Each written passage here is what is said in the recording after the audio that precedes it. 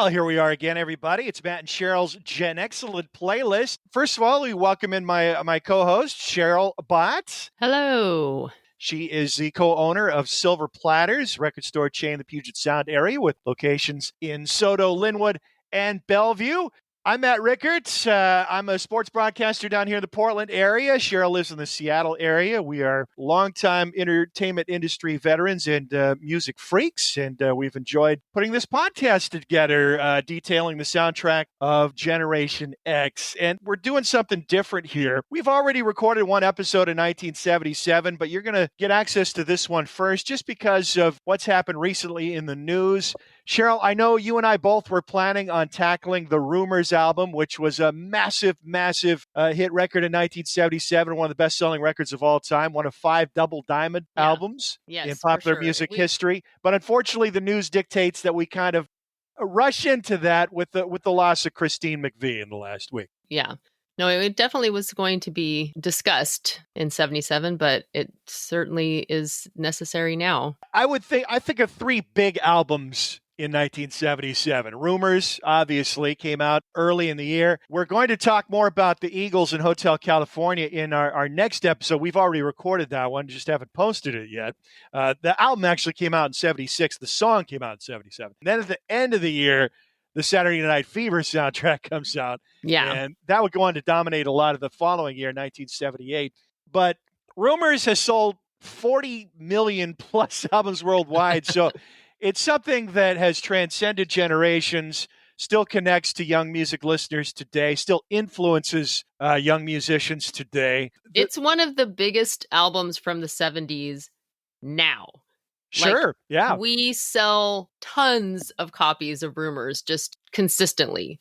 And something I find interesting, the reason, if you're not aware, Christine McVie, keyboardist, one of the 2 female vocalists in the most popular version of Fleetwood Mac. And if you don't know the whole Fleetwood Mac story, it is so fascinating.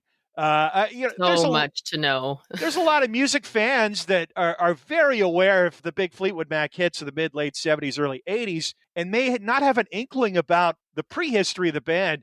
Right. And this is a band that had been around for a long time already. Shifts in personnel, shifts in style, a lot of soap opera angles. Certainly, I think Rumours fans know that bit about the breakup of interband romances heading into the recording of that album and how that informed the lyrics. But there'd been plenty of soap opera material long before that. So many twists and turns that I think it would make a great biopic miniseries. That's true. I could see like a 6, 8, maybe even 10 episode Fleetwood Mac biopic. And there's easily, that much. Yeah, I agree. So to go into the twisted history of this band would take the best part of this episode. We could do a whole podcast on just that. Oh, sure. I guess we could condense it down a little bit. And we'll just look at the phases of the. So its original incarnation, it was a straight blues band. Fleetwood Mac, the name of the band, if you don't know, it derives from the rhythm section. The drummer is Mick Fleetwood. The bassist is John McVie. Although John McVie wasn't initially in the band, even though it was called Fleetwood Mac. So that's just the first strange chapter of this band's history. These guys were all veterans of John Mayall's Blues Breakers. Now, I think most people know John Mayall's Blues Breakers because Eric Clapton was in there briefly. Eric Clapton played on their most famous album, but when Eric Clapton left that band to form Cream, his legend was already exploding. This was the era of Clapton is God, the graffiti on the walls in London. He'd been in the Yardbirds, then he was in John Mayall's Blues Breakers for the one album. This is the early stages of the guitar gods, the rock and roll guitar gods. He was one of the first.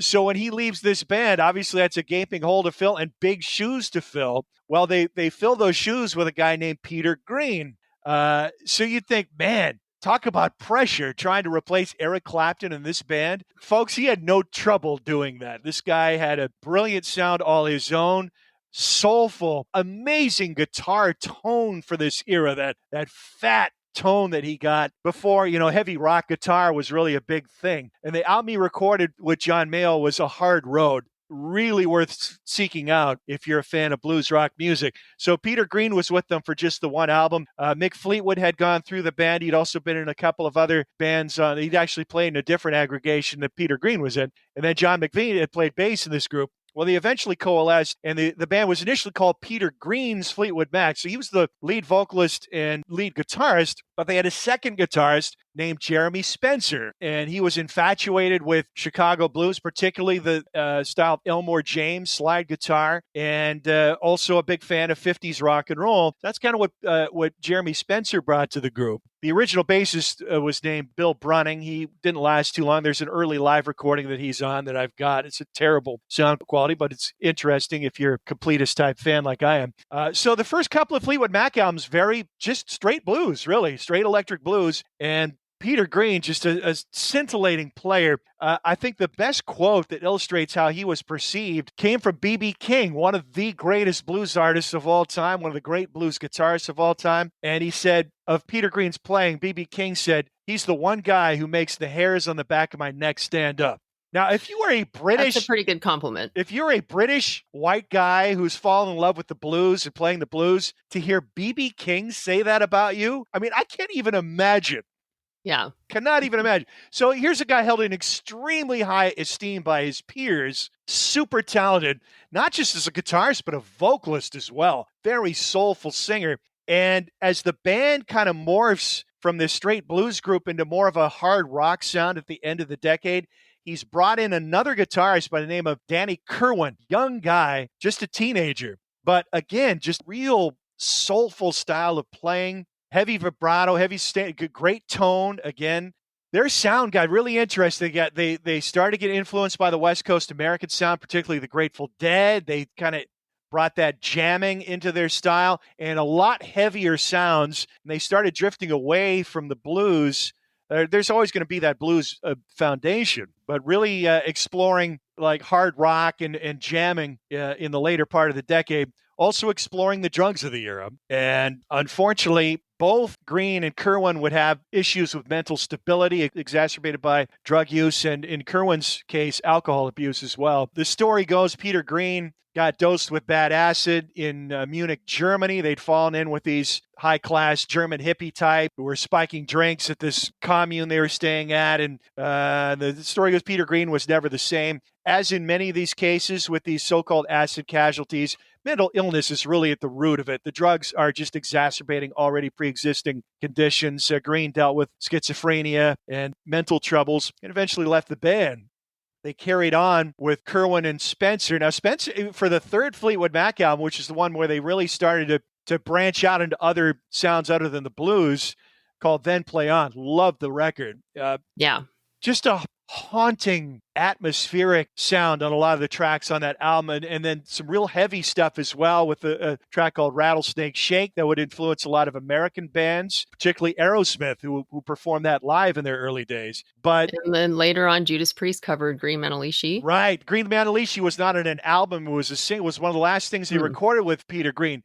Super heavy track. Yeah. And there's just this weight and this ache and sadness, and his lyrics, he's really bearing himself. And this is before the confessional singer-songwriter stuff starts to take off, but really a few tracks on Then Play On, he's really laying it bare, and he's got this heavy spiritual trip that he's on. They didn't have a big impact in America at this point. They were massive in England, hugely popular group selling tons of records in England. They had a number one hit single with a track called Albatross, an instrumental track, beautiful. And they did a lot of these beautiful haunting instrumentals on Then Play On and in that kind of immediate era after that. And if anybody hasn't heard the song Oh Well, oh yes, you need to go listen to it. So no big hits in America, but Oh Well definitely got a lot of play on FM. One of the coolest riffs ever. But there's another song that was on an earlier album too that became a big hit for another band, Black Magic Woman. That's right. And Santana's version doesn't really depart too far from the sound and the vibe of the original recording by Fleetwood Mac. Obviously, they add more of the Latin percussion to it. And then the extended jam at the end, that was Santana's creation. But Fleetwood Mac were doing a lot of that kind of stuff. And you were starting to hear, more of the exotic percussion. They recorded a live album in that era that didn't get released until many years later at the Boston Tea Party, which is this legendary venue that a lot of the underground and heavy rock acts played. It is one of the greatest live albums of a heavy rock band of the era, in my opinion. Some of the jams tend to get a little aimless and wander. Which can happen with a jam. There was a period of time where I was listening to that quite a bit and on the headphones late at night. And on some of those long jams that are going like 20, 30 minutes, I'm hearing some interesting rhythmic stuff. I'd be like, wait a minute. What am I hearing? Is Mick Fleetwood inventing disco in 1970? He does like this funky hi-hat break for a while, a real disco beat behind it. Check it out and see if I'm crazy. But they were really getting experimental. But they were also going off the rails personally with Green and Kirwan. So Green ends up leaving the group. He has a mental breakdown after the acid experience, never really recovers from that. They carry on with Kirwan and Spencer. Now, at this time, they've gathered together in a communal house that they called Kiln House. That would be the name of their next LP after Peter Green leaves the group. But also, John McVie, the bassist, has struck up a romantic relationship with a young lady named Christine Perfect, who was a musician in her own right. She was in another blues band in England called Chicken Shack. They released a record and kind of had a minor hit with a cover of a song made popular by Etta James, I'd Rather Go Blind. Now, if you know the Etta James song, I personally think Etta James is probably in the top 5 greatest female vocalists of any genre. So to cover that song, you better be a damn good singer. And Christine McVie had this husky, alto contralto, kind of smoky voice. Just a beautiful, I liken listening to her voice to like a warm blanket or a toasty fire on a chilly night. Just something very comforting about her voice. Christine McVie's strength as a vocalist is just kind of staying true to herself and her roots as a British person, as a Northern Englander. She had an interesting, strange kind of boho family background too. Father was a concert violinist. Mother was a psychic and faith healer. She's the only Northern Englander out of the English people in the group. The rest of them were Londoners. So she's kind of got that rootsy vibe. People from Northern England would be, they're more rural types. Country folk. Not as intellectual. Maybe the way a lot of Northern people would perceive somebody with a Southern accent in the United States. And she wasn't a blues player until she was asked to join this band. She was a classically trained musician, in fact. But she was asked to join the band. She said, well, I don't know the blues. I don't play. And one of the guys in the band said, here, handed her a stack of records. Go listen to these. You'll get it. And she did. She picked up a few licks. And she starts to become more involved with the group, particularly after Peter Green leaves. She played on Then Play On, played a little bit on their second album, Mr. Wonderful, uncredited. Then on Kiln House, still not a member of the band, but she's definitely in there playing some keyboards on it, some backing vocals. And they were feeling the void of Peter Green's departure, and they asked her to join the band for real. And she started touring. She was living in the communal house. She says, I'm in the kitchen cooking with the girls.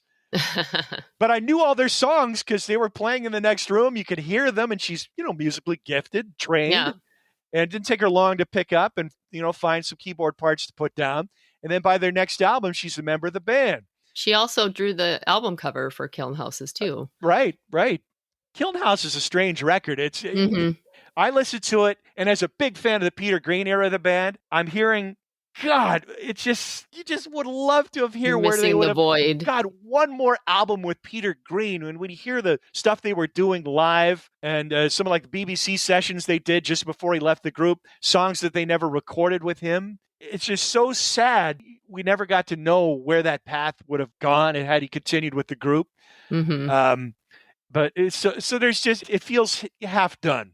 There's some interesting stuff on there, an interesting vibe to it. And the dynamic of that band with Jeremy Spencer is so strange, really unlike any other group that I know of. So it was almost like he kind of brought in like a 50s vibe to those songs too, right? The weird thing about it was he was very much in his own world, self-contained guy. And when you went to see Fleetwood Mac live back in that era, late 60s, turn of the 70s, it was like you were seeing two different bands. So they're doing this, they're doing the Green Kirwan stuff. Those two kind of had a simpatico thing. But like the Then Play On album, that Kirwan's first record with the band, Spencer hardly plays a note on it. He's completely sidelined. He's still in the group, but doesn't participate. And when Peter Green's doing his songs and Danny Kirwan's doing his, when it was the 3-guitar version, Spencer's pretty much on the sidelines. He might be shaking a tambourine or something, but he's really not a part of it. So when they do his songs, then it's like they're just turning the band over to him. It's almost like two bands. And And sometimes they would have mini sets with him where they'd do like a 50s rock and roll revival thing. He was a brilliant mimic. He could mimic all of these old 50s rockers. And I mean, as a slide player, I mean, he was really the spitting image of Elmore James in his playing. So just a really odd thing going on there where Jeremy Spencer's just doing his own thing, not really interested in what the other songwriters, the kind of music they're producing, not really bought into it. So it's an odd dynamic for a band to have. And then, it doesn't mesh very well. Yeah, it feels very disjointed, that album. Then, Peter Green leaves with his mental issues, and then next thing you know, they're touring in America in early 71. They're at the hotel. Jeremy Spencer says, hey, I'm just going to pop down to the store and get a magazine, and then he's gone, disappears. Yeah. Just next thing, days later, they find him, and he's joined some religious cult, and he's gone. So he had some issues of his own. So you had all of these guys in this band with these mental troubles, this kind of heavy spiritual pressure on. It's just a bizarre atmosphere to be in. But the resilience of this group, and it all, again, the group is Fleetwood Mac. It's those two guys. It's their band. And they're still there, yeah. So they just keep replacing as they lose these parts. And now Christine McVie's stature in the band continues to grow. She's a songwriter as well as a keyboardist and vocalist. They bring in Bob Welch, and this is the start of their transformation of this blues band, blues rock group to this group that's more simpatico with what's happening on the west coast of America. The California sound, AOR sound. So they bring in Bob Welch, a guy that they listened to a demo tape. He never played a note with them in rehearsal. They heard his demo tape and said, hey, dude, you're in. Another odd decision. Yeah. So he's in the band for a string of records in the 70s. So now for 2 records, you've got Welch and Kirwan, the guitar front line, both singers and songwriters. You got Christine McVie on the keyboards, also a singer and songwriter. So you're starting to see the elements of what Fleetwood Mac would become. The Fleetwood Mac most of us know, with 3 different singer-songwriters in the band. And this is a really interesting era for the group. So you got 71, the Future Games album, 72, the Bare Trees album. So this is the group as currently comprised with Kirwan, Welch, McVie up front, and then Mac, Fleetwood and Mac in the back line with the rhythm section. I've had Future Games and Bare Trees in my life for a while. My late friend Jeff, from whom I inherited a huge music collection, had all their records, and he burned discs for me of those 2 albums several years ago. I didn't listen to them a lot. I think I gave them both a cursory listen once or twice, 3 times maybe. Never really got completely focused on them. They were fine, but nothing really stood out. Yeah. It's a different vibe from the 60s Mac, different vibe from the mid-70s and on, huge hit-making Mac. Went back and revisited Future Games the other night. I really like side 1. My memories of this era of Mac is just, and it kind of comes from Bob Welch, just this kind of laid back but spacey vibe. You know what I mean? Yeah, Bob Welch definitely has that. I mean, he's got a couple songs that are about actually like alien encounters and spaceships. It's just out there. Like and Hypnotized and Bermuda Triangle. And yeah. He's an odd duck too. Just a weird looking guy for one. I mean, we're talking early 70s, when bands were getting freaky, super long hair. Yeah. His hair it's longish, but he's kind of got bushy, light blonde hair, and he's got these glasses that are about as thick as airplane windows. Yes. They're usually sliding down his nose. Yeah. These weird looking glasses. So he's just an odd looking guy. And then these kind of spacey, hippie-ish lyrics about God knows what he's on about half the time. But he's got a great... But he didn't join a cult. No. But his background was, he's very Californian background, but he's kind of a privileged background, entertainment industry parents. He'd been educated overseas. In fact, he was living in Paris. He was living in Europe, yeah. Yeah, when he sent him the demo tape. So a real worldly guy, bright guy, educated, but a strong melodic sense in his writing, a good guitar player, but he was primarily a rhythm player for most of his tenure in the band, but he could play a strong lead guitar, and he had to toward the end of his tenure there. But he didn't have to in the first, because you got Danny Kirwan, who was a real strong lead guitar, probably underrated as a guitarist. But going back and listening to Future Games, I put it on at night, only got through side 1 before I drifted. Way more energetic than I remembered. Way more rocking and energetic. Now, not the first song though. The first song is we kind of differ. Mellow. I really love "Woman of a Thousand Years." I love it's some beautiful chord changes, some beautiful harmony. I like that song a lot. And then Christine McVie is in with the next track, and that's I really like that song. Yeah, actually, me too. Morning And it's a more chugging, driving track than a lot of what you'd be used to hearing from her. And then they kind of go into an instrumental section, which is cool. I like that. And then Future Games, a longer Bob Welch. I like that a lot too. And then Welch has, there's a great live clip of them doing Lay It On Down. I don't know if it's from one of the German shows, but it's kind of got that same sound and recording quality on YouTube. Well worth a watch. One thing that never changes throughout this band's existence, you want to talk about a band that was presciently named, because the big star was Peter Green. Now, it was called Peter Green's Fleetwood Mac at the outset, but that didn't last long. It was just Fleetwood Mac. Peter Green had zero interest in the spotlight, and as his mental state started to unravel and the drugs started to cause some of that, really just ascetic mindset. He had wanted nothing to do with adulation, fame, riches, wanted to give all his money away. Yeah. But he was the star attraction in the band. I mean, he was by far the best known guy, but he shied away from that. And then, like you said, it's just the continuing thread throughout this long, winding, crazy history of the band is Fleetwood and Mac. They're the only two that have been there from the beginning to the end. Yeah. But if you look back at all these eras of the band, I mean, at the foundation of this group is an incredible rhythm section. Oh, I mean, yeah. Really, really just first-rate rhythm section. I feel like underrated. I think that they're one of those. Well, John McVie definitely has some flourishes, and like he stands out if you really listen. Oh yeah. Mick Fleetwood, super solid, interesting drummer too, but together as a rhythm section, you don't have to really feel like they stand out necessarily, because they make the song exactly the way it should be. The song. Yes. They serve the song. Yeah. But both of them can certainly show off when the situation called for it. No question. Right. But yeah, absolutely. So anyway, Future Games, that's an album I'm going to be revisiting for sure. Bare Trees had been in my life a little longer. Going back and listening to that last night, again, side one, I like side one, start to finish, Future Games.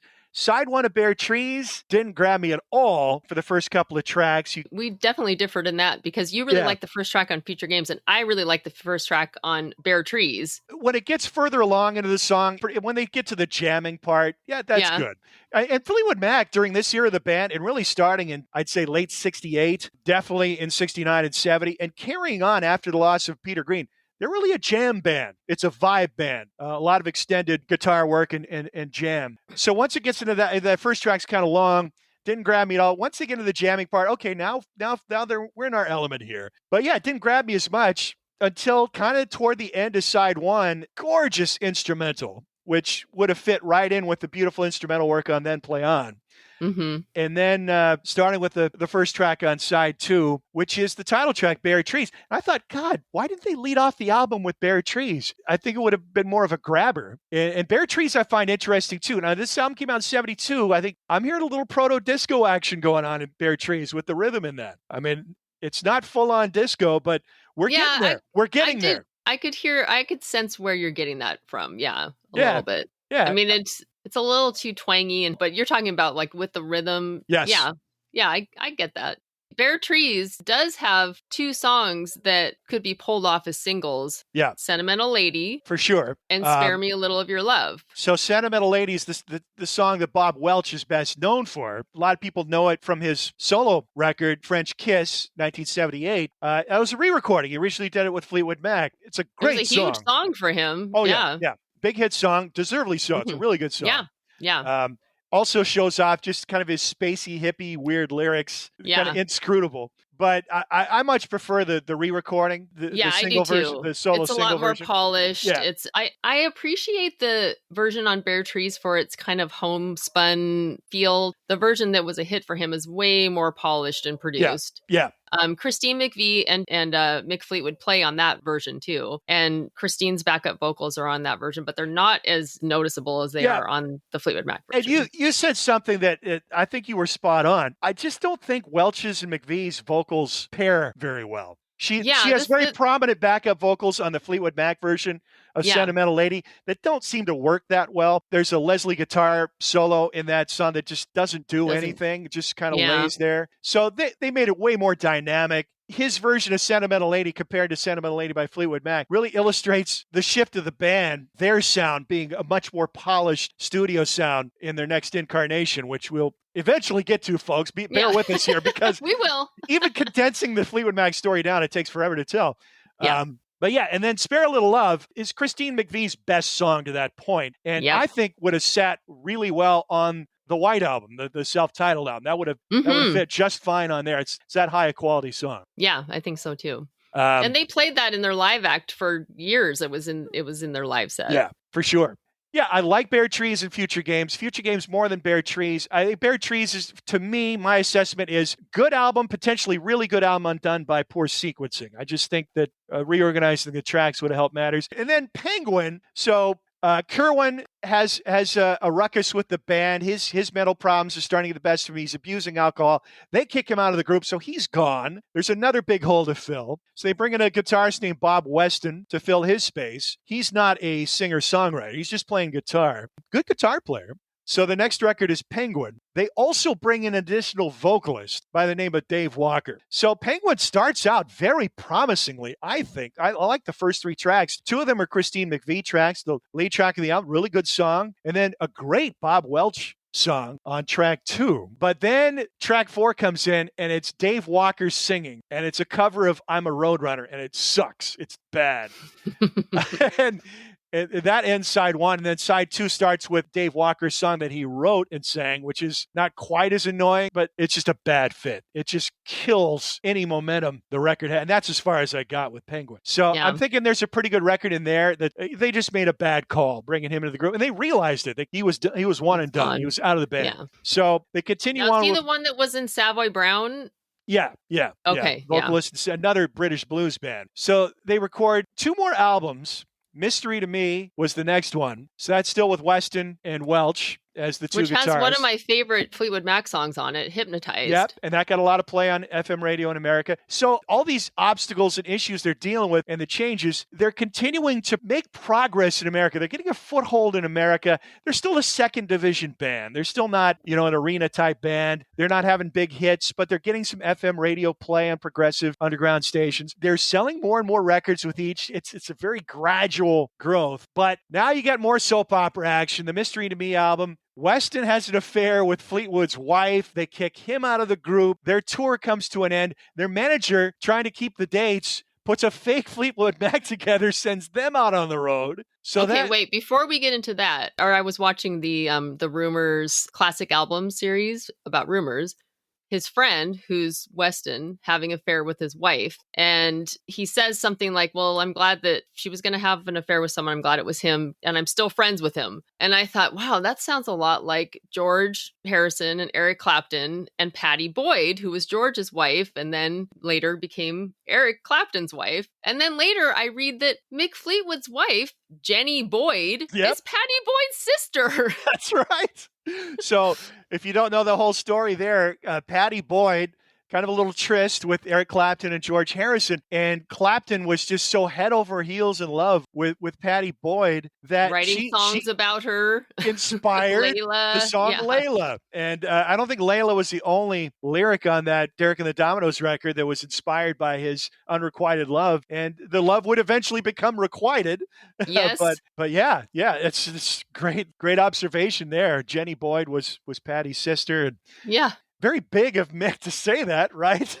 I know. And that was definitely in hindsight, because at the time it destroyed Mick. And that was part of the reason why they fell apart at that time too, I think. Right. Yeah. So that happens. So he's out. Their next album, Heroes Are Hard to Find, it's just Welch on guitar. He's the only guitarist. So this is the first time they've been a single guitar band in the history of the group.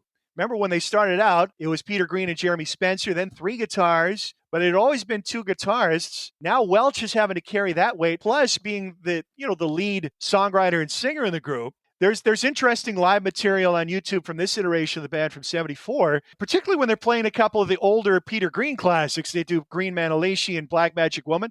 And I'll give Welch credit. I don't think he's the strongest vocalist. I mean, his spacey, laid-back songs really more suit his vocals. The harder rockin', shouty songs don't really suit his vocals so much. Yeah. But he pulls it off pretty well. He's a solid lead player. So I think he pulls it off pretty good live. And they were a really good live band. But, at this point, Welch, I think, is thinking, about time for me to do my own thing. Wait. So I kind of cut you off, though. You started to mention... Oh, the fake Fleetwood Mac? Yes. Yeah. That happened before Right. Heroes. Well, that was after they kicked Bob Weston out, and the group was just like, we can't do this. We're just calling it quits. So they didn't finish an America tour. Their shady manager named Clifford Davis puts a fake Fleetwood Mac together, sends them out on the road. And again, Fleetwood Mac, kind of a faceless band in America at this point. So, I mean, a lot of people aren't going to be that, unless with you're all the changes, especially all the, lineup changes. Yeah. And, I mean, unless you're a big Fleetwood Mac fan, maybe you're not going to notice. I mean, well, how could you not notice Bob Welch? Big, how could you not notice Mick Fleetwood? I mean, come on, the dude's 6'6". That's right. If you ever seen live clips of him drumming, he looks like he belongs in an insane asylum. He just towers over, and he's pretty nutty of all of them. He's the one that seems the most cuckoo. Making all these crazy faces and sticking his tongue out and stuff behind the band. Supposedly, the manager told that fake band that Mick Fleetwood was going to join the band eventually when they first started getting together and performing. So they were under the guise that, okay, Mick's going to come and be part of the band. No, it's all right. Mick's a little preoccupied right now. We're going to get going. He'll join the group eventually. Don't worry. It's still Fleetwood Mac. No. No. Big scam. And they eventually found out, and they actually got a lot of publicity because they might have benefited from some of the publicity. Although, if you're a Mac fan and you buy your ticket, like, oh, who am I really going to see here? You're pissed off. Yeah.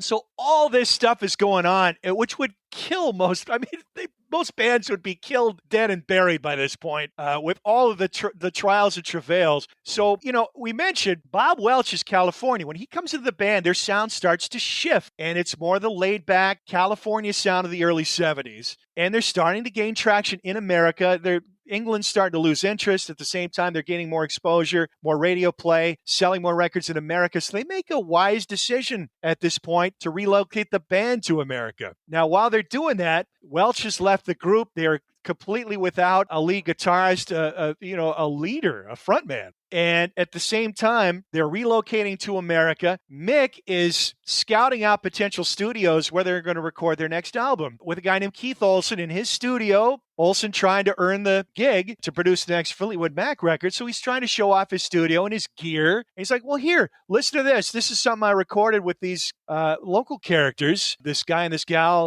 Lindsey Buckingham Stevie Nicks. They recorded an album as Buckingham Nicks that came out in 73. They were both based in the Bay Area at the time. And Mick is hearing this record. And first of all, he's like, man, love the sound of this. But who is this guy? These are great songs, great singers. And he's curious. He wants to know more. And next thing you know, he wants to get Lindsey Buckingham into the group. Lindsey Buckingham says, yeah, I'm cool with that, but only if my girlfriend comes along too. And Mick's a little wary of that. I think he's heard, Stevie's a strong vocalist and could potentially be an asset to the group. Mick goes to Christine McVie and says, well, would you be cool with this? I mean, Stevie would not have been in the band without Christine McVie's approval. And they all get together and meet at a Mexican restaurant. Christine and Stevie hit it off like a house of fire. She's in. Lindsey's in, and now you've got the Imperial phase of Fleetwood Mac, and it's a completely different group to what they originally were with Peter Green back in 67 and 68 with Peter Green's Fleetwood Mac, a straight blues band. Now you've got the strong California influence. Lindsey's a Bay Area guy, child of privilege, grew up in Atherton, one of the richest zip codes in America. Stevie's from the Western United States, but Arizona, relocated to the Bay Area. They met as school friends, became lovers, and they were still kind of together when they start recording that first group with Fleetwood Mac. But their romantic relationship was already really on the rocks, even before they got to starting to record the self-titled album. A lot of people call it the White Album. The White Album, yeah. So now you've got not only one, but two new members who, sing well, write well. Christine McVie still coming into her own as a songwriter. And at this point, Fleetwood Mac has been slowly gaining this commercial traction, but major change in their sound. So who knows what's going to happen with this group? It's a pretty radical move for this British band with roots in the blues to bring in these two young Americans, much younger than the rest of the group. Yeah. But what a home run. What a home run. Oh, and on the top of all this, with the whole flap with the fake Fleetwood Mac, they don't have a manager at this point in time. So this is Mick really making the business decisions for the band at this point and hits it out of the park. What a great record. The first note of the first song, Monday Morning, on this album, it's just like Lindsey Buckingham just like bust open the doors, kick down the door. And you're like, okay, from now on, the production value is like through the roof. Yep. And we're going to sound amazing. It just like slaps you in the face how that song and that whole album, but just now how they are going to sound from now on. It's amazing how high the level goes up, from there. And right. Especially if you listen to, that whole run of Bare Trees, Future Games, Bare Trees, but all the way up to Heroes, it does have that jammy feel, but it also kind of has that muddly sound to it. It's not gauzy, spacey. And then even going back further, I love the Then Play On album. I really do. But it is not a good recording. It is very muddy. So bringing in Lindsey and Stevie, obviously a huge kick in the ass for this band, but equally as important, as you mentioned, the production values, the studio they chose, the producer they chose, Keith Olsen. Lindsey, very hands-on, very gifted musician, but he knew what he was doing in the studio as well, knew how to get the sound that he wanted. Very, very much a perfectionist. And that was not the vibe of this band in the past. They were more of a jammy band, a vibe band. It wasn't about this slick studio creation. So it's a real big left turn. Mm-hmm. Now, I happen to like both eras of the band, but you're right. Monday Morning comes on and it's just like, boom. All right. We got a whole new ball game here. And it's such a catchy tune. That was an earworm. Hard to believe I'd never listened to that album before until the other day. Oh, really? No. I mean, obviously I know the hits on it and I know a couple, Monday Morning, the lead track, it got played on FM radio. Yeah, it did. I think that's one of the best lead tracks on an album ever. Oh, well, that's strong praise, but it definitely sticks. And then, you've got Stevie's Rhiannon, wonderful vocalist, great, again, vocals of distinction, instantly when you hear her voice, who it is. And then Christine McVie, lovely voice, brought a lot to the band in those early 70s albums. Spare a Little Love on Bare Trees kind of gave you a little sneak preview of what was to come from her. She absolutely hits a home run with what I think is a practically perfect pop song, Say You Love Me. Brilliant. Mm-hmm. Just a brilliant song. Beautifully sung. Her melodies are just so rock solid and tight. There's no edge to her stuff. It's all just comforting, beautiful, smooth. Like I said, that voice like a warm fire or a warm blanket. Warm Ways, the second song on the album. Beautiful song on that White album. And there's another song that's great, another Christine song too, Over My Head. Which was actually the first single they released, I believe, off that record, if I'm not mistaken. Okay. That's got a nice vibe to it as well. Mm-hmm. But now Fleetwood Mac, you hear elements of this California sound in the preceding albums, the ones with Bob Welch. Now they're very much a California band with the addition of these two Americans, Lindsey Buckingham and Stevie Nicks. And this album was a slow grower. It wasn't a big hit album right away, but once these songs started to take root on radio, they just started shifting more and more and more. And then boom, you got a huge hit record on your hands. Now they got the money flowing in, the trappings of the lifestyle. You've already got these relationships on the rocks, volatile relationship between Lindsey and Stevie that's informing a lot of the lyrics to their songs. And Christine McVie with John. And this is something we hadn't really even mentioned yet. With all these soap opera issues, you've got a husband and wife in this band on the road. That cannot be easy. Cannot be easy. And John McVie is... Especially when the husband is an alcoholic. Not that Christine McVie was any angel, but I think she definitely had more of a handle on the lifestyle than, John was really becoming an alcoholic, and that was affecting their relationship. So they're fraying, but you've got all this money coming in. The coke is... all of them are indulging in that. Everybody around the band, they were notoriously heavy coke users. So this is all leading up to their next album. Now you got the pressure of having to follow up a hit record as well. So you've got that pressure. You got the pressure of these fraying relationships of these people in a band. They have to work together. They have to rehearse together and record this album. They have to tour together, and they hate each other's guts. They can't be in the same room together. Mick Fleetwood's marriage is disintegrating, although thankfully for him, it's not to somebody in the band. So he's got that little less pressure on him. So this all leads into the creation of Rumours. I think most people familiar with the record are familiar with all of what's going on around the band at this time. They're recording it in the Bay Area. A lot of it recorded at a studio in Sausalito. They're staying in, like, the men are staying in one condo, the women are staying in another. They're all partying The women are hard. staying in a condo. The men are staying in a house up in the hills where it's just party 24/7. Yeah. So there's a lot of focus on the partying and the drugs as far as this album is concerned. Obviously, when you look at the lyrics, you're trying to parse out what's going on in these ending relationships, and it informs a lot of the music on this record. Yeah, they may have all been coked out of their minds and drunk when they recorded this record. I don't hear it in the album. I just hear this immaculately produced piece of work. Yeah. Maybe the last track, Gold Dust Woman, that's a little more explicitly druggy and referencing the developing cocaine dependence with Stevie. But it's just such an amazing record, so beautifully crafted. And again, so different from just a few years ago where they would basically be just recording live in the studio and putting that out. Well, I think it's a testament to how great they really are as musicians and songwriters, and they just needed to be focused. And Lindsey Buckingham brought that focus in, because if he wasn't there, this album would have been more like the mid-period albums where, there's some good songs, but it's kind of middling. It's sort of just, nothing really stands out. That started with the White Album, the self-titled, especially with Christine McVie songs. I think that Lindsey was really, he definitely, of course, with Stevie, was able to take her songs and really work them and craft them with her and build them into something that was greater with his hand. He did that with Christine McVie songs too. Like World Turning on the self-titled. That's one that they're singing together, Lindsey and Christine. They both have a hand in the song, and it's really cool. And I think that he just really elevated her songwriting talents, and just like the overall end product was boosted so much by Lindsey's hand. World Turning coming out the preceding album, the self-titled White Album, and another song that FM radio picked up on and played for years. And I guess it makes sense that Lindsey would kind of work off Christine, where, you've got all this tension with your lover quickly becoming your ex. Would make it a little more hard to work together. So, I guess that makes sense. One thing I want to do here, this album is so iconic and such a big part of everybody's lives. What I wanted to do is play a little game with Sheryl, and we're going to rank the songs on Rumours from our last to our first. I'm doing it by album size. It's an 11-track album, so I'm going to pick my bottom 6 first and then go on to the top 5. Now, we are talking a lot about Fleetwood Mac more than we intended to because of Christine McVie's death, and I love her voice.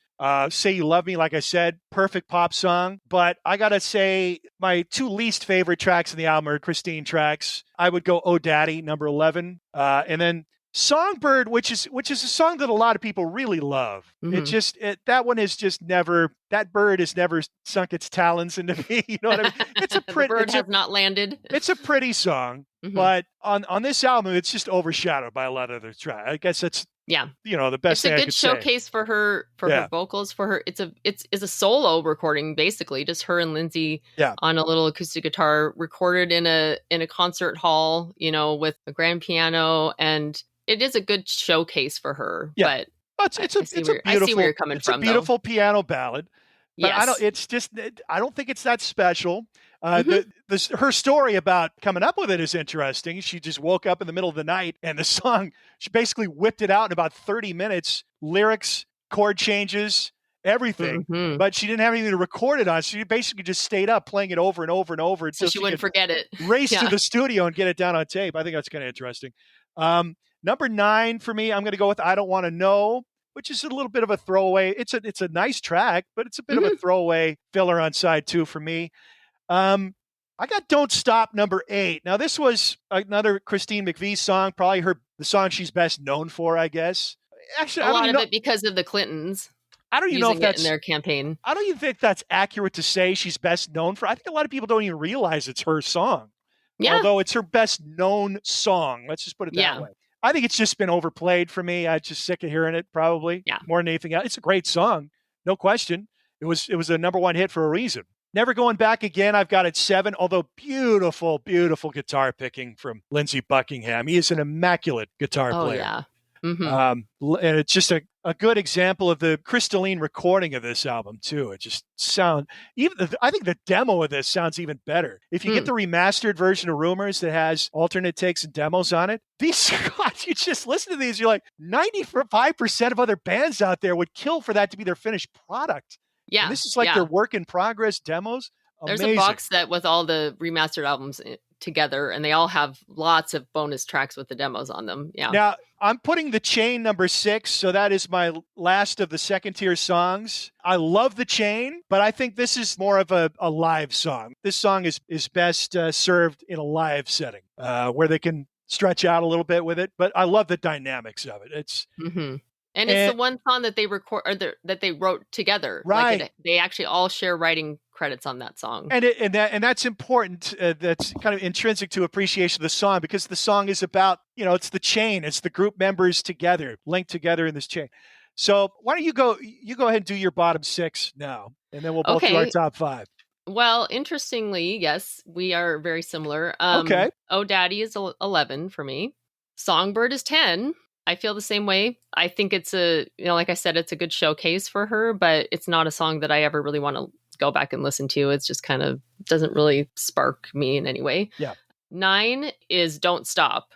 Okay. Also feel like it's overplayed. It's never been one of my favorite songs anyway. I just think it's kind of boring and just sort of does the same thing over and over again. Yeah, that's the one song I would say that I certainly remember hearing contemporaneously back as a kid on the radio. Yeah, me too. It's a memorable song. You hear it, it's very hooky. Yeah, but it's just never been a song that I really liked that much.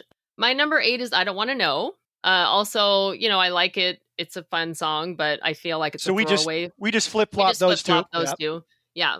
On this album, it's just a throwaway song. On another album, it could be one of the best songs, Sure. Yeah. 7 for me is Gold Dust Woman. I actually had a really hard time with the middle part of this. I knew what my top and I knew what my bottom were, but I switched around my middle. They seem to be a lot more interchangeable. This is where Sheryl's list and mine diverge when we get to that track. So okay, go ahead. I'm not saying I don't think it's a great song. I guess I don't know. This is so hard to do because all these songs are so good. And it really is more like, what are the songs that I want to go back and listen to the most? That's the way I was approaching this. What are the ones that I'm just going to want to instantly hear first? Yeah. So now we're up to 6, right? Did you do up to number 6? Yes. Yeah. Okay. Like I told you, this gets really hard here. Oh, no, it is. You Make Lovin' Fun. Okay. Well, I'm not far apart from you. We're just on either side of the dividing line. Yeah. Okay. That is actually the song that I have the most memory of hearing at the time. I actually really love this song. I do too. Yeah. I have it on a collection of 70s AM radio hits, and I have, like on a playlist. And I remember hearing this song more than Don't Stop. This is the one that is actually the most ingrained in my memory for that time. And the Christine songs are on the lower part of this list, but like I said, if this were like any other album, any other Fleetwood Mac album for that matter, or definitely like a Christine solo album, this would make a great album for just her songs on here. So, not taking away from her at all as a songwriter, but it's just the competition is so stiff here. All right. So for side 1, for our top 5s, why don't we just alternate each one? So I'll start, and I've got You Make Lovin' Fun 5. So we're not far off there. Yeah. We're either side of the dividing line on our album here. So what's your number 5? My number 5 is The Chain. Okay. Now, honestly, I don't like the live versions of this song because Lindsey just kind of goes off on the vocals and he's like screaming, and it's actually kind of uncomfortable to watch. I just feel like the song was recorded thinking of the live content. Maybe I don't know the genesis of the song. Maybe they were playing it. Well, I think it actually started out with the bass line that dun dun dun dun dun dun dun dun dun. So that it was built around that, like John McVie had that riff. And then Stevie had another song. Building drum beat from and then the drum beat, which I love. Not to diverge or interrupt, but again, one of the through lines, I mean, obviously, Fleetwood and Mac are the through line in that rhythm section. But Mick Fleetwood is a master of dynamics. Yes. A master of dynamics from behind the drum stool. Very underappreciated drummer. And I agree. And it's very apparent on this album too. Yeah, and you hear a lot of those dynamics on that track, The Chain, and that's. Yeah. But anyway, back as you were.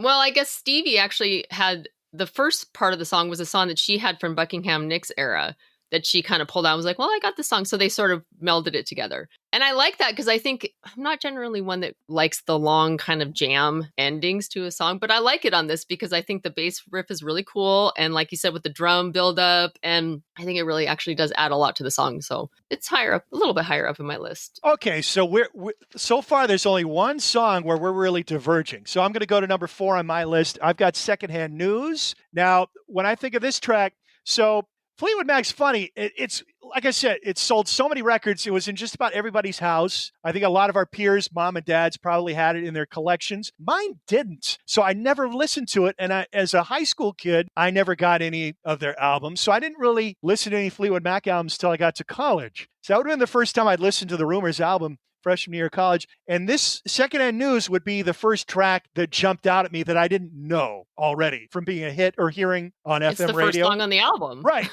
And you're like, wow, how have I never heard this song before? You know? Mhm. So that's my feeling about that. But it's hard to believe that would rank 4th on any list of tracks on an album. That's how good Rumours is. I know. Okay, well, my 4th pick is Dreams. Okay.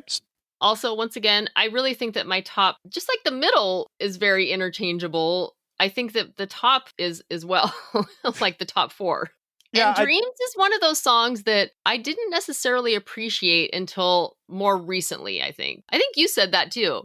I mean, when we were talking about this off the podcast. I could talk a long time about this track, but I want you to talk about it because you're a drummer. Yeah, this is definitely an example of underappreciated drumming and understated drumming and vibe, Yes. dynamics. I've played this song before in a band setting. The fills are completely integral to the song. Like you have to play them exactly where they were originally Immaculate, played. note perfect drum fills. Yeah. So I mean, just that in itself makes this a great song. Even though thunder doesn't always happen when it's raining, I still think the lyrics are great. Yep. No, absolutely. And just the overall vibe, it is really such a good example of creating like an atmosphere in a song or creating an emotional vibe in a song. And this is my number 4. Yeah. Well, it's my number 3, so I'll just pick up from there. As a young music listener, it's hard to really appreciate how good this song is, I think. It takes some time and experience for it all to sink in. Mm-hmm. It is just so amazingly crafted. And it's an incredible piece of work because literally this song is 2 chords. That is it. 2 chords, the whole song. Now, Rick Beato did a whole video on this. It's definitely worth looking up. He's a huge Mac fan. He's actually done videos on a couple of these songs. If you don't know Rick Beato, one of the best things on YouTube, it's this guy who's just, I don't know how he gets access to these tapes. But I know he has the original masters. Like, But he's a cool dude. He's an amazing multi-instrumentalist. He's got a ton of studio experience, very knowledgeable about music theory. And a lot of his stuff could go over your head, but I'm interested in watching it anyway. It's so interesting. He does these videos called What Makes This Song Great? And he's got, I don't know, a couple 300 of these. And he just digs in and looks at all the little details. Oh, it's so song. good. Yeah. But he did this special recording about songs with very few chords, and I think this was his number 1. Oh, okay. But the drumming on this is just incredible, and it is so understated. It's busy, but it's not busy. You know what I mean? It's just his little accents and fills and little pauses while keeping that groove going. Just phenomenal work of just an expert craftsman. So great. I mean, it's a song that if I'd made this list as a 23-year-old rather than a 53-year-old, Dreams would probably be down near the bottom. You know? Me too. It would be down there with Songbird. Yeah. But brilliant. And you still hear it constantly on oldies radio, and it just continues to grow in my estimation. Well, I think this is one of the songs actually that has brought Rumours back into the popular for the younger generation. I feel like this is one that people really have latched onto now. Yeah. So your number 3 would be what? My number 3 is Never Going Back Again. Okay. Which is way low for you. Yeah, that was my number 7. I love Lindsey Buckingham's guitar. I mean, I love his style. I think he's a song craftsman. I love his, finger picking style, kind of like Mark Knopfler, or, it's pretty unusual, really. Yeah. I love his vocals in this song. It's always been one of my favorite Fleetwood Mac songs. Yeah, it's a beautiful example of his guitar style, his acoustic guitar style, the kind of clawhammer picking and a crystalline recording. Sounds great. All right, so that's the song where you and I diverge the most. Well, there's two songs where you and I diverge the most. That one, and then I've got Gold Dust Woman number 2. So I had a feeling when we started this, we were both going to have the same number 1, and we do. But Gold Dust Woman is just a great vocal by Stevie. Yeah. Love the haunting nature of this track. It really suits the lyrics. So this is where band, producer, and again, Lindsey Buckingham's the Brian Wilson of this group. I don't think there's any denying that. And I don't think I'd say he's a combo of Paul McCartney and Brian Wilson with John Lennon's anger. He's got that experimental bent. He's looking for different sounds that stand out. And this is just a perfect marriage of track to lyric, I think. And probably my favorite Stevie Nicks song, period, of all of her stuff. Actually, that's tough because Landslide, we may go back and revisit and I plan to do this. Because Sheryl and I are constantly listening to music and listening to new things. We may change our minds about songs we picked in the past and go back and edit. Landslide could be one of the song picks for me from 1975. It's that good. Yeah. So that means Sheryl and I are simpatico when it comes to the favorite song. I was just going to say on Gold Dust Woman, there was a quote of Lindsey Buckingham in that Fleetwood Mac Rumours classic albums where he said that Stevie writes from the center out. And it is really true about her songwriting style. She writes what she knows. It's all very personal. It's completely coming from her heart and her soul. But it's also very poetic. Yes, it is. So I think she has such a specific vocal style, and like some people maybe don't like it. I like it, but I think I kind of forget what a great songwriter she really is. Absolutely. Now, we both love Go Your Own Way. And again, I just watched the Beato piece on this. Yeah, me too. It just shows the brilliance at work with Lindsey Buckingham, not only as a, it's really good guitarist, technical guitarist, doesn't get enough credit, I think. Outstanding vocalist. And again, you look at the way Fleetwood Mac recorded these 2 albums, there's a lot more craft and work that go into this. And we're coming off we'll talk more about Steely Dan and the Eagles in our next episode, but this is the California sound. It's getting things burnished and spit polished in the studio, getting those perfect takes. It doesn't matter how many you got to do to get there. And they got great vocal takes from track 1 to 11 on this record. But everything about this track, it's just, and then the lyrics are so biting. And when you know the story, the soap opera going on behind the scenes with the recording of this record, you hear a Lindsey song, then you hear a Stevie song. It's like there's back and forth communication going as this relationship is becoming more and more frayed and they're growing apart.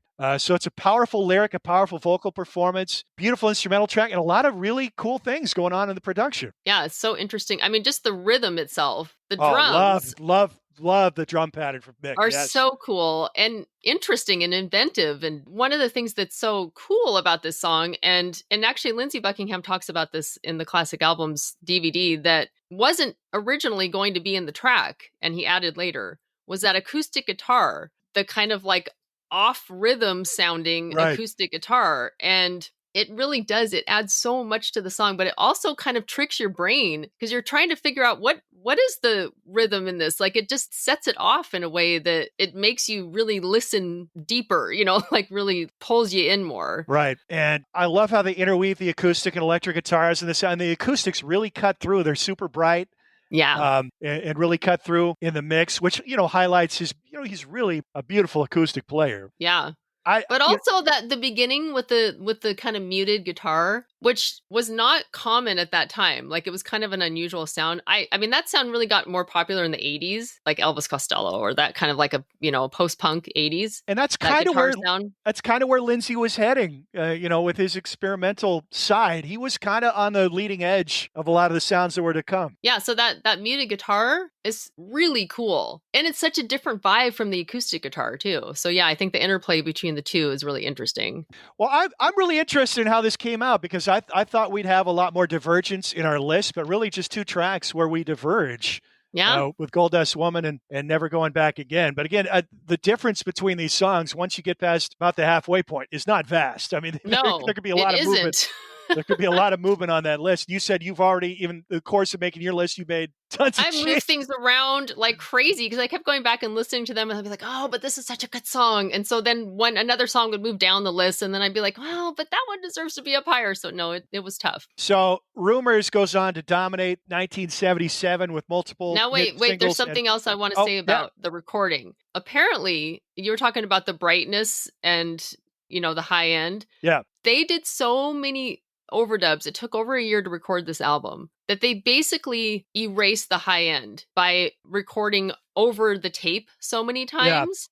Oxide flaking. Yeah. The engineer had to go back and take the safety recordings that they had done of the drums, because the hi-hat especially was really lost, and they had to pair that up with the masters, and he had to go through and sync up the entire album. And this is before Pro Tools, Yeah.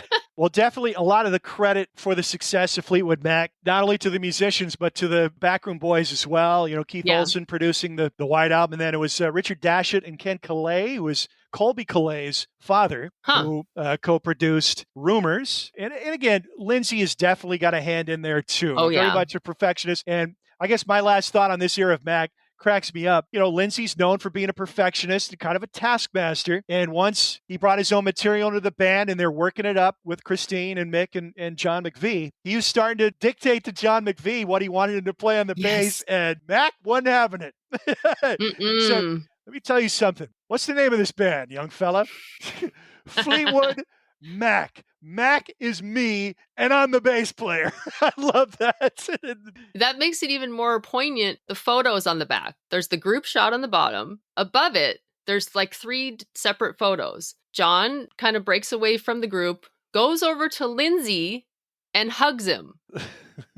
And then there's a shot of them hugging, and the girls hug at the same time. Mick's kind of standing in the back watching them, like all alone. But it's interesting that he's the one that goes over to Lindsey, and the photographer just happened to get the shot. So it's kind of interesting that it was John that actually was the one that approached Lindsey in that. One thing I want to say as we wrap up Fleetwood Mac, we're going longer with this episode because this album deserves. There's such a huge album in our history, and for the year 77. One of the sad things about Christine McVie's passing right now, and probably one of the reasons you're selling a lot of Mac at Silver Platters, is the use of her song "Everywhere" on a car commercial recently. This was off the Tango of the Night album, which came out when we were in high school. I don't remember this song I have no memory of this song at the time, which is crazy to me because it is such a grabber. It is such an earworm. I mean, I had that song stuck in my head forever after hearing these car ads. And I know it's turned on a lot of younger people to Fleetwood Mac and Christine McVie recently. Yeah, we're selling a lot of Tango in the Night. But Rumours has been huge for several years now. Oh, certainly. And we will talk more about Fleetwood Mac as we go along because... we're going to have to talk about Tusk at some point because I need to rant about it. Of course. That will be got a lot of ranting to do about that album. That will be when we get to 1979. We're going to hang around in 1977 for a while because we got to get 10 songs. There's a lot going on in 1977. We got to talk about punk rock. We got to talk about reggae. That's going to come up in our next episode. And I haven't decided yet if I'm going punk or mainstream with my album for 77. You've made your choice. I've made mine. Yeah. Not going to spoil it yet. That's to come as well. So we hope you stick with us on Matt and Sheryl's Gen Excellent playlist. And thank you for taking the extra time with us today to soak in all that was great about Fleetwood Mac and Christine McVie. So that'll do it for us. I'm Matt. I'm Sheryl. And you've been listening to Matt and Sheryl's Gen Excellent playlist. Take care, everyone.